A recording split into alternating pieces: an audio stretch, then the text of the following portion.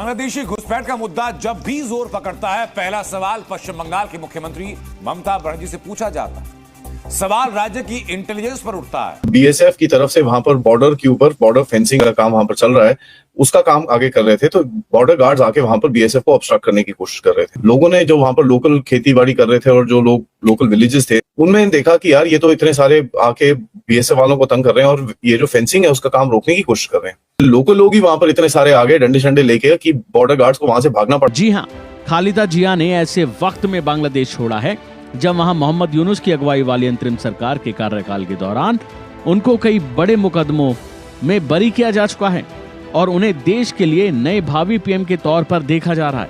मगर ऐसी क्या वजह है कि खालिद जिया ने भी देश में चुनावों की तारीखों का ऐलान होने से पहले ही बांग्लादेश छोड़ दिया? मोदी से पंगे विशेषकर 3 लोगों ने लिए हैं। अभी तो टर्डो का हाल आपने देख लिया, बाइडेन का हाल आपने देख लिया और यूनुस का हाल आप देख रहे हैं इस समय क्या हो रहा है। बार बार का नियम बना लिया है, कभी असम में, कभी सिलीगुड़ी में, कभी त्रिपुरा में, कभी पश्चिम बंगाल के बॉर्डरिंग इलाकों में घुसने का बांग्लादेश के बॉर्डर गार्ड्स ने, सेना ने।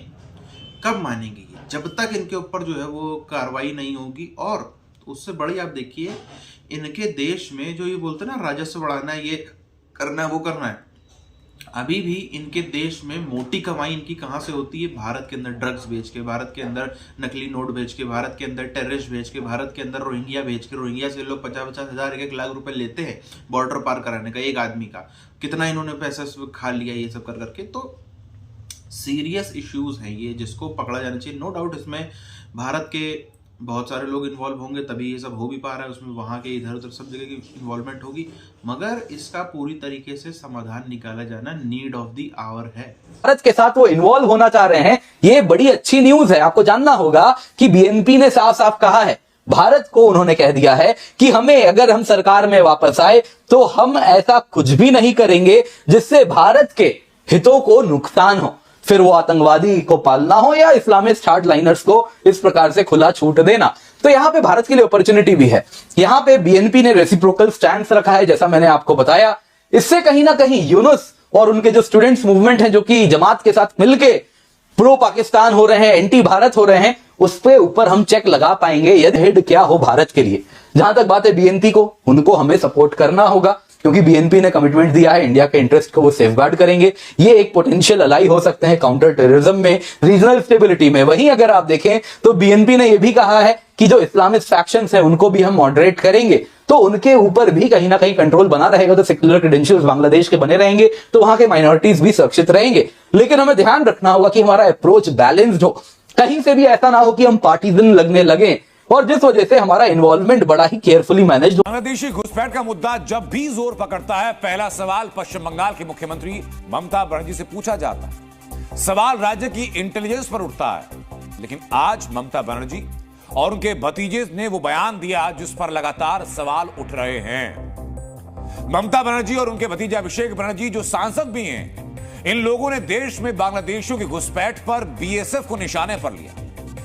ममता बनर्जी और अभिषेक बनर्जी के हिसाब से जो अवैध बांग्लादेशी भारत में घुसते हैं, उसमें जिम्मेदार पश्चिम बंगाल की फेल्ड इंटेलिजेंस नहीं बल्कि बीएसएफ के जवान हैं। वो दावा कर रहे हैं कि केंद्र की योजना है। 1096 किलोमीटर की सीमा है, ज्यादातर हिस्से में नदियां हैं, घने जंगल हैं, और इन्हीं जंगलों में, इन्हीं विकट हालातों में बीएसएफ का जवान तैनात रहता है अपने परिवार को छोड़ करके।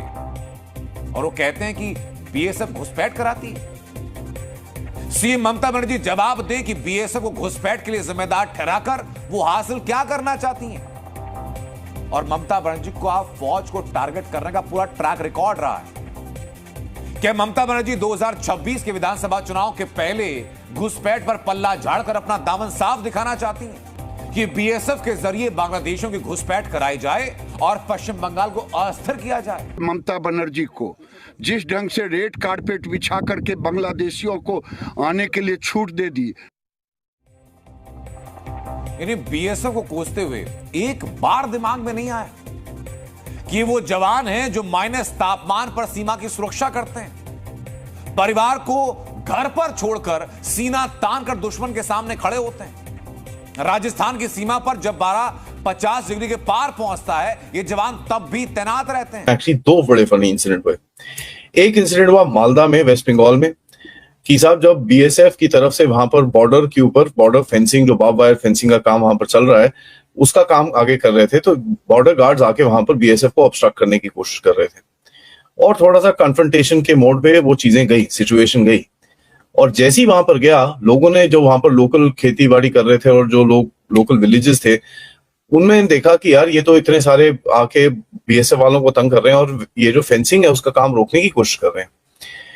Before the BSF reinforcement could get there, ये लोकल लोग ही वहां पर इतने सारे आ गए, डंडे शंडे लेके right what is wrong, and ये फिर वापस चले जाते हैं because they know they are in the know कि इनकी हालत अभी they are not going to be able to actually stand there. एक और इंसिडेंट हुआ कल त्रिपुरा के अंदर, जहां पर एक जगह पे स्मगलिंग कर रहे थे कुछ लोग, ठीक है, बीड़ी लेके जाने की सोच रहे थे बांग्लादेश से भारत की तरफ ना, और जैसी वो स्मगलिंग को रोका गया, 2 बीएसएफ के जवानों की तरफ से रोका गया, और जैसे ही रोका गया वहां पर सारे बांग्लादेशी गांव वाले आके बीएसएफ जवानों के साथ हाथापाई करने की कोशिश कर रहे थे। पड़ोसी देश बांग्लादेश की अंतरिम सरकार ने एक बड़ा कदम लेते हुए पूर्व प्रधानमंत्री शेख हसीना को बड़ा झटका दिया है, क्योंकि बांग्लादेश की अंतिम सरकार ने शेख हसीना का पासपोर्ट रद्द कर दिया है। ये फैसला नोबेल पुरस्कार विजेता और वर्तमान अंतरिम सरकार के प्रमुख मोहम्मद यूनुस के नेतृत्व में लिया गया है। इस खबर के बाद भारत ने शेख हसीना की मदद की है। ये मदद शेख हसीना के लिए किसी संजीवनी से कम नहीं है। भारत ने शेख हसीना का वीजा बढ़ा दिया है और अभी वो भारत में ही रहेंगी। शेख हसीना समेत कुल 97 लोगों के पासपोर्ट रद्द किए गए हैं। इनमें से 22 लोग कथित अपहरण में शामिल होने के आरोपों का सामना कर रहे हैं, जबकि 75 अन्य लोगों पर पिछले साल छात्र विरोधी आंदोलन के दौरान जान लेने के आरोप हैं। साफ तौर पर कहा जाए तो हसीना बीते 7 महीने से भारत में शरण लिए हुए हैं। भारत सरकार ने हसीना का वीजा ऐसे समय पर बढ़ाया है जब बांग्लादेश में उन्हें वापस लाने की मांग तेज हो रही है। बांग्लादेश सरकार ने हसीना का पासपोर्ट रद्द कर दिया है और उनके खिलाफ गिरफ्तारी वारंट भी जारी किया है। जी हां, खालिदा जिया ने ऐसे वक्त में बांग्लादेश छोड़ा है जब वहां मोहम्मद यूनुस की अगुवाई वाली अंतरिम सरकार के कार्यकाल के दौरान उनको कई बड़े मुकदमों में बरी किया जा चुका है और उन्हें देश के लिए नए भावी पीएम के तौर पर देखा जा रहा है।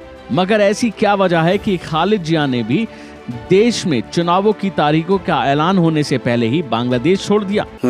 आईएमएफ से पैसे ले रहे हैं, आपको पता है सर।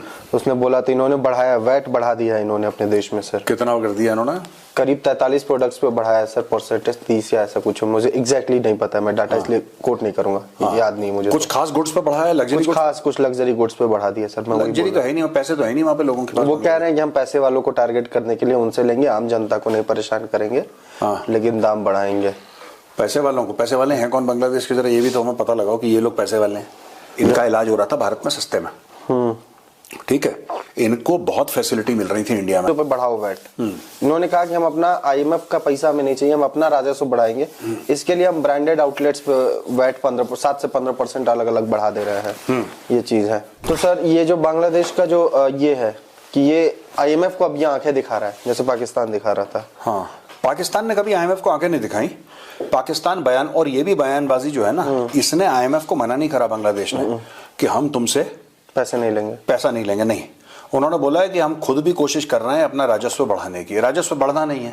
बांग्लादेश बॉर्डर से मार पीट कर भगाए गए हैं बांग्लादेश की फौजी, बांग्लादेश के जो बॉर्डर गार्ड है, मार पीट कर भगाए गए। और ये जो बार बार इनका लगा हुआ है, कभी हमने देखा है सिलीगुड़ी में घुसेंगे, कभी असम के किसी और हिस्से में घुसेंगे, कभी त्रिपुरा में, कभी इधर पश्चिम बंगाल के जो बॉर्डरिंग डिस्ट्रिक्ट हैं, और खास तौर पर वो मुर्शिदाबाद मालदा के साइड, तो उनको सपोर्ट भी मिल जाता है क्योंकि डेमोग्राफी वहाँ की ऐसी है।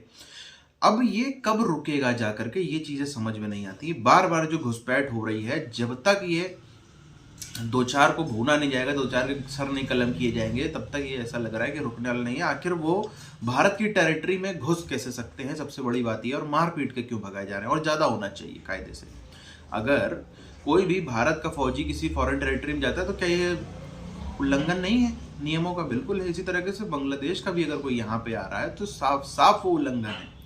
अभी भी अब अगर आप देखोगे ना, बांग्लादेश की जो पैरेलल इकोनॉमी है, भारत से बीफ यहाँ से वो लोग ले जाते हैं, यहाँ से सब गायब है, उनका पूरा नेटवर्क चलता है, वहाँ से वो चाइना आगे भेजते हैं, बाकी दुनिया भर में भेजते हैं। यहाँ से जो है वो पैसा लेके वहाँ से आप देखो नागरिक आते हैं, वहाँ से आप देखो ड्रग्स आती है, वहाँ से आप देखो नकली नोट आते हैं, अभी भी आ रहे हैं, अभी भी ये चीज़ रुक नहीं गई है, अभी भी, जबकि 7 महीने हो गए हैं इस पूरे कन्फ्लिक्ट को हुए 7-8 महीने, इसके बाद भी पूरा का पूरा मामला वैसा ही है, कुछ खास बदलाव नहीं आया। बीफ जिधर इधर से उधर जाना हो, लोगों का घुसना हो, चाहे सब कुछ हो, रोहिंग्याओं का बड़ा इशू और क्रिएट हो रहा है।